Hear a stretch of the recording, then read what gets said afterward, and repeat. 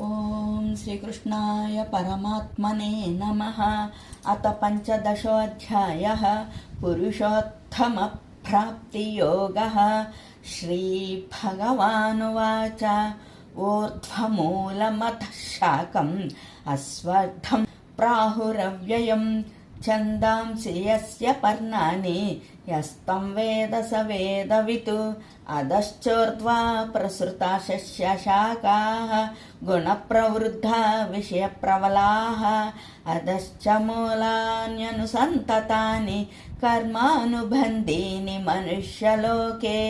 न रूपमस्येह ततोपलभ्यते नान्तो न चादिर्न च सम्प्रतिष्ठा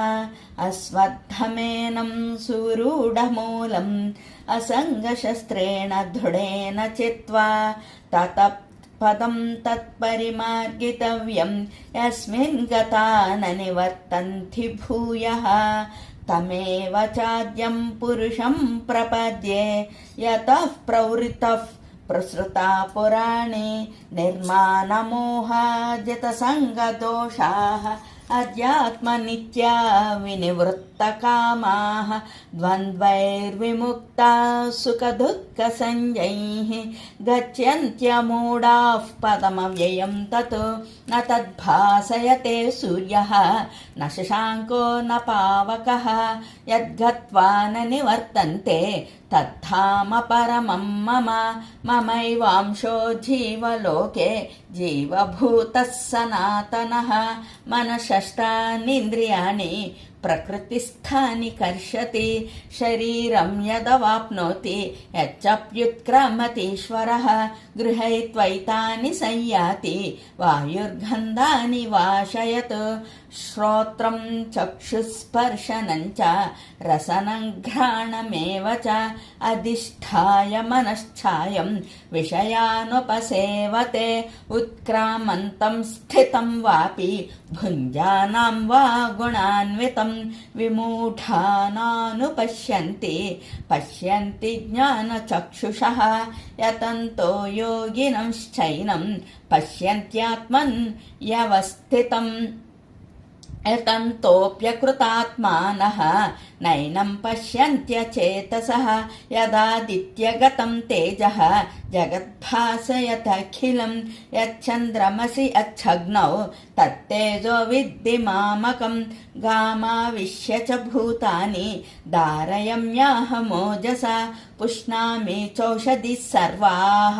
सोमो भूत्वा रसात्मकः अहं वैश्वनरो भूत्वा प्राणिनां देहमाश्रितः प्राणापानसमायुक्तः पचाम्यन्नं चतुर्विधं सर्वस्य चाहं हृदि सन्निविष्टः मत्तः स्मृतिर्ज्ञानमपोहनं च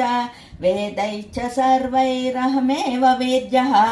वेदान्तकृद्वेदविदेव चाहं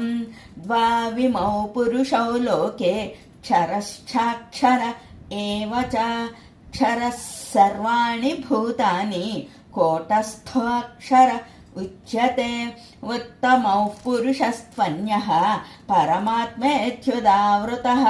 यो लोकत्रयमाविश्य बिभर्त्यव्ययस् ईश्वरः यस्माक्षरमतीतोऽहम् अक्षरादपि चोत्तमः अतोऽस्मि लोके वेदे च प्रदितः पुरुषोत्तमः यो मामेवमसम्मूढः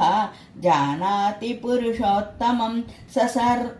सर्वविद्भजति मां सर्वभावेन भारत इति गृह्यतमं शास्त्रम् इदमुक्तं मया नघ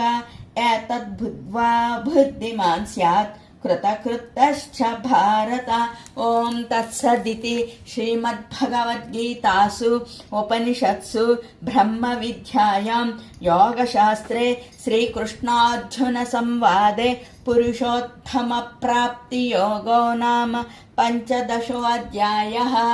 सर्वं श्रीकृष्णार्पणमस्तु। हरे कृष्ण।